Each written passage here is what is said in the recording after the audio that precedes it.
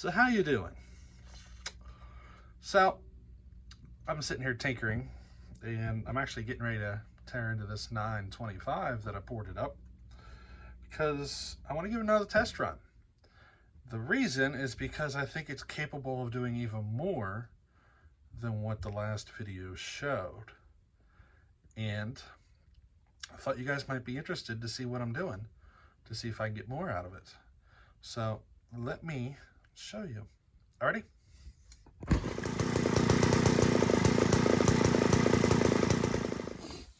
So here's the saw.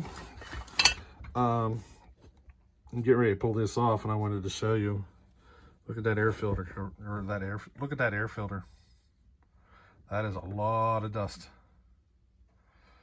So I'm getting ready to pull it off. I'm gonna see how much dust got into it, because I'm pretty certain some got in now, because I got a lot more run time on it this time around. So we'll be able to see, and we might be able to see where it came from, that we can, you know, do some tweaks. So let's see. But boy, look at all that sawdust. It's on there good. Alrighty, so let's take a look in here. Yeah, that's still, it's not perfect. You know, we still got some in there, but we can do better than that. And it's pretty obvious where it's coming from. So it's between this rubber that I made is not getting a perfect seal around the seams, and it's also not getting a perfect seal against the air filter. You know, it's just not quite perfect. That's where it's coming from. You can see it, especially in the back. You can see where it's getting sucked through. So we can address that. I can just put a little moto seal along here or something. I could even just glue this down. Oh, take a look. You can see it on the bottom side even more, where it got through. So we can address that easily. But the thing I wanted to show you really is this carb has got to go. So if you, some of you may have noticed on the last video. So the RPMs would get up to a certain point, the governor would kick in and shut the saw down. I think the saw is capable of even more RPM than what we're seeing right now. And I think the governor is stopping us. So I have this carburetor. This is an HS26A. I'm going to put this one in. It is a non-governed carb. It's basically the same thing. It's off the older saws, like an 800 or 700. This particular one came off an XL-700. I'm going to put that on. And without any governor circuit at all, I want to see where the RPMs go. I have a feeling we're going to pick up a few, if not several hundred. Another thing I'm going to do here is I think we're going to pick up some speed because of the chain. This is going to be hard to pin for me to show you. Let's see if I can get it.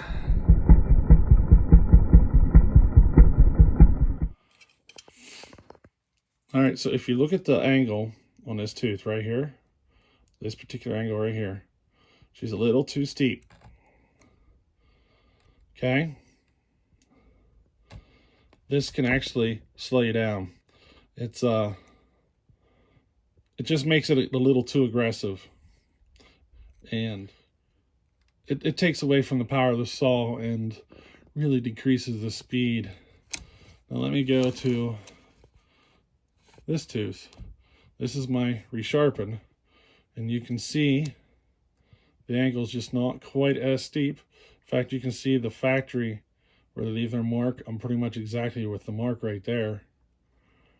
But this is what she's going to come out looking like now. Let me bring this one back. You see the difference?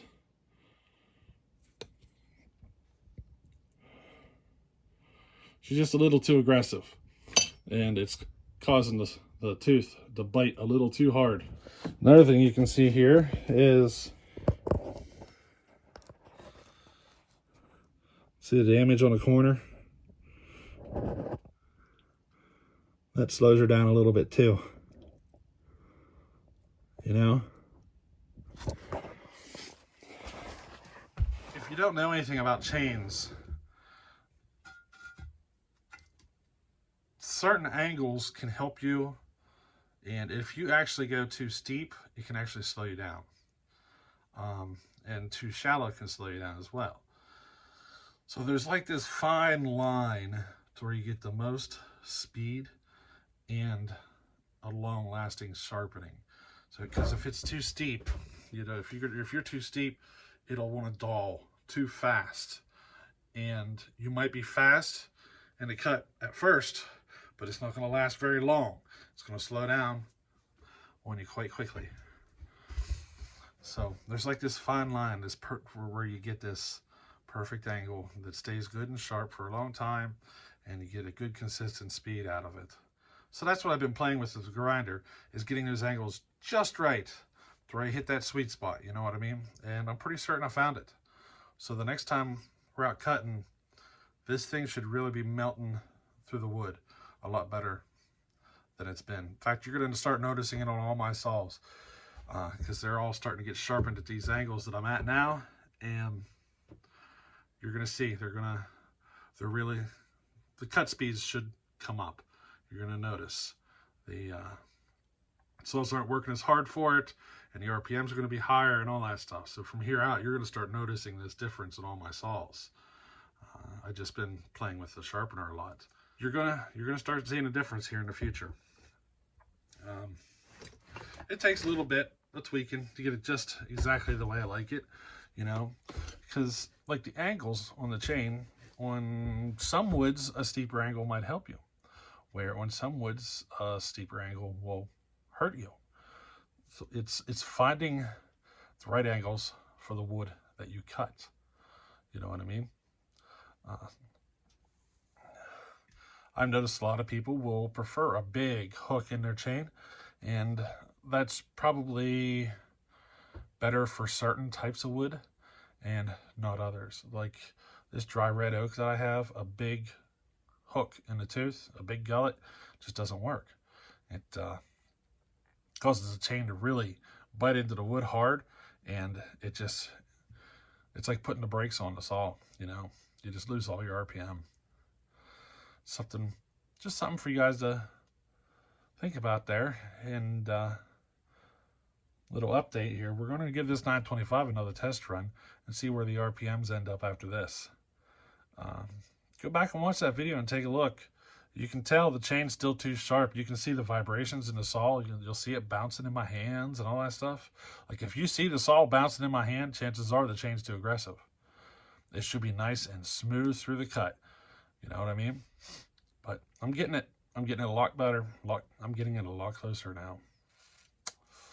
So I thought you guys would enjoy this little update here, because we are going to give this 925 another run and see where it ends up.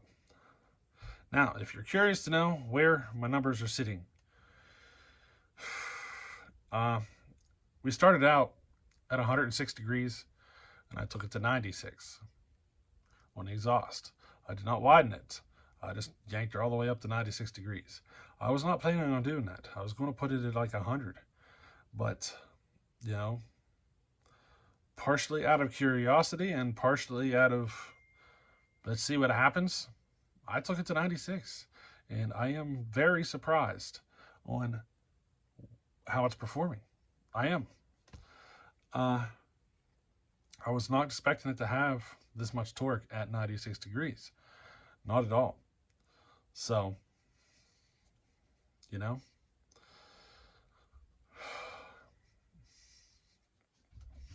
maybe it has something to do with the reeds. You know, maybe it does. Reeds might play a factor here. I didn't make any squish adjustments, so I could still go in there and do a fine tweak on the squish. You know, there's still more in this saw to get. I don't know. I'm very surprised on where it landed. I am very surprised. Now I'm considering doing some other mods to to help the RPM of the saw. Uh, Maybe take some weight off the rotating assembly and so forth. I'm still thinking about going down that route, doing a big major flywheel modification or something, you know what I mean? I did not play with the timing on this saw at all. It's still at the factory setting. I might do that down the road, but for now, I'm going to leave it and see how it goes.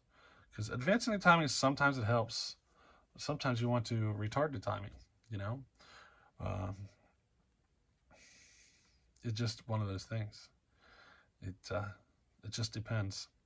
And it's always good to wait until the very end of the tweaking to play with that, to see the kind of changes it makes.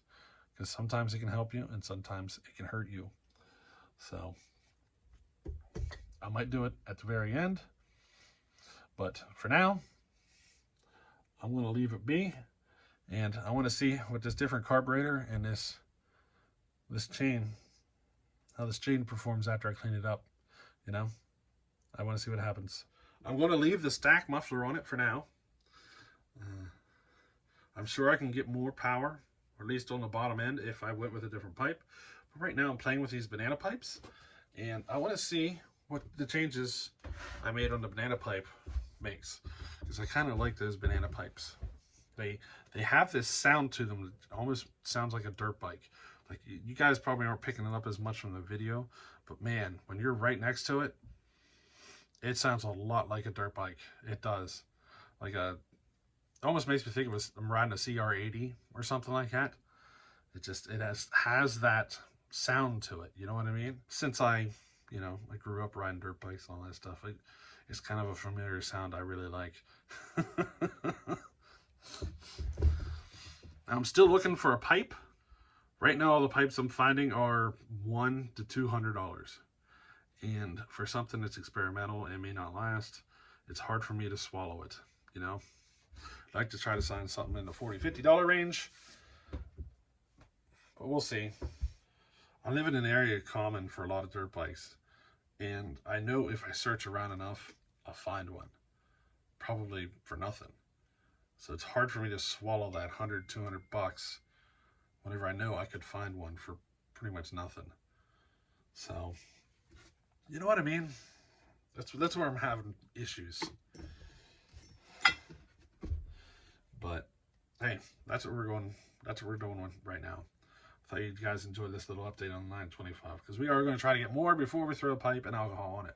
We're just going to keep running it and tweaking it, getting more and more and more, and see where it ends up in the end. I think we're getting north of 10 now. So what else do we got to do to get it to 12? I need another set of hands so I can throw the tack on it. It takes 2 people to really tack my saw with my tack. So whenever I get a second person, we'll tack it and see what it's doing. But alrighty, I thought you guys would enjoy a little update. So hey, we'll catch you in the next one. All right, later.